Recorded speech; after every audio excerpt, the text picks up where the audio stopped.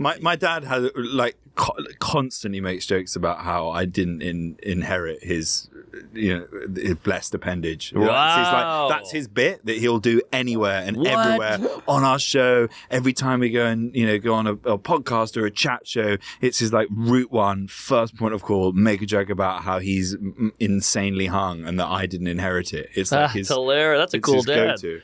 Or maybe traumatizing. I don't know. Maybe traumatizing. I like how your dad's dressed. Oh, he's he British, dresses like that all the time. Yeah. Now, wears a suit. Because this show is very popular. I think they did a couple seasons, right? Yeah, we did. Yeah. So how do you pitch this? Do you think, all right, I'm a comic, but my dad is fucking hilarious for an old guy who's not a comic. Yeah. And you go pitch this to, what, Netflix or whatever?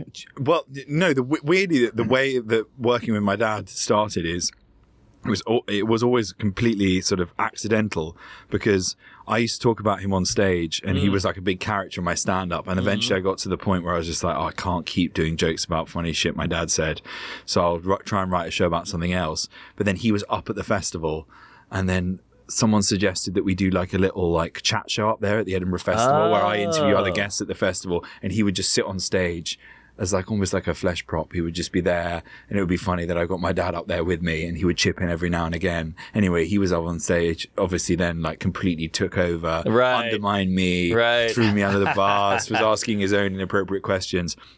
And then someone was in the audience from the BBC, and they said, we'd love to do this on TV. And he was like, no, I'm not a performer, I'm not an actor. I've never done anything. And he was in his like late 70s at this point. But I guess he saw the check that they offered him and was like, might as well. So then we did 3 seasons of a show on the BBC. And then from that, Netflix were like, we have an idea for you to do a travel. So they pitched it to us. They were like, we would love you to do a travel series where you take him around the world. It's amazing he did one gig. Like, it's every comic's dream. Wow. He does one gig and he's like, I'll do a show. Then breakthrough in his late 70s. Right. That's like what you see in a movie. You're like, that's not how it fucking happened. And then that's actually, that's amazing. But you get to spend all that time, like, his dad's dead. My dad's fucking ice cold. Like, I could never. My dad shoot who a raised show. me is alive. Stepdad or whatever. But my dad could never do that. If I was on that show, he'd just be like.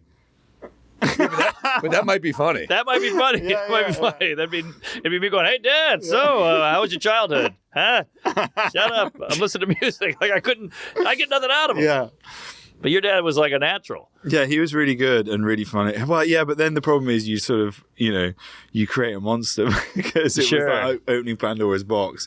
And the minute I put him on TV, I realized he was the funny one and I was the straight man. So then it's like... But also, you're probably guiding that. I mean, you have to kind of guide it that way. Yeah, a little bit. And I can work out like a scene and, obviously it's an element of it is constructed to put him into a funny situation and then, orchestrate a world in which he's going to say something inappropriate, but he always gets the punchline. So we did all 5 seasons of the show, and I'm doing all the work sort of behind the scenes, but he's getting all of the credit. And then every time I walk down the street now, people are like, "Oh yeah, how's your dad? He's so much funnier than you." And I'm like, "Okay, great. Yeah, thanks very much."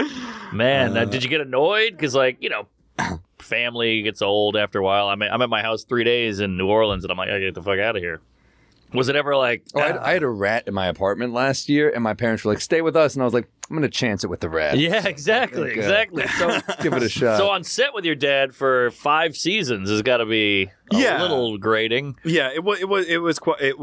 they got shorter and shorter. Like the first time we went away, we were filming for like 2 months, and by the end it was like 3 weeks. Because it was quite a long time to sort of be together, like living in the same hotels, having breakfast, lunch and dinner together every day. Sure. But I would say the one advantage of like filming something with a sort of snob in his 80s is that you get to do like a filming schedule, but like through his lens, so you can have all of these demands. That's great. Because we're having to work with an 8-year-old. That's great. That doesn't want to be here. So like you'd have to wherever we were in the world, even if we were in like the middle of like I don't know a fucking minefield in Cambodia, we'd have to stop at 1 o'clock to go for a lunch, and it would have to be a cooked lunch, and there'd have to be like proper wine, and he'd have to have an hour at lunch to have like a nice, decent, civilized luncheon, and then he'd come back at 2. He'd work for 2 or 3 more hours, and then that would be the end of the day. And it was just like, it ran like clockwork because we had to be like, oh yeah, he's very old. And That's amazing. It's like dating a woman in a wheelchair. Best table, you get to board the flight first. It's incredible. Wow. Good little life hack there. Yeah. I just bring an elderly man with me now everywhere just to make sure that I get treated right. How did your mom deal with this? What did she think of it? Well, she used to sort of tag along. She was like there in the background to sort of manage him because he needed quite a lot of man marking in a lot of those situations. Did he ever go, thanks, son, for getting me this famous? No, he complained the whole time. He's like, I don't want to be doing this. Damn. And then he got a degree of notoriety. Then he got my mum involved in it as well. So then she ended up being on camera. And then as soon as they could, they ditched me. And now they have their own podcast. They just this year went on tour for the first time ever. Hilarious. Aged 85, he's doing his first ever tour. I'm not God. even involved anymore because they have their own podcast and they have their own fan base. You're talking to your PR people. Can they get me on that? He's like, yeah. He's like, man, I know. I'm good. Yeah. So yeah, they've kind cut of me dead loose. weight. I'm the funny one. They fucking used me. Damn, that's hilarious. Just be careful, Him and Jeff, your dad and Jeff in the fucking in the orgy. Same thing. Power corrupts.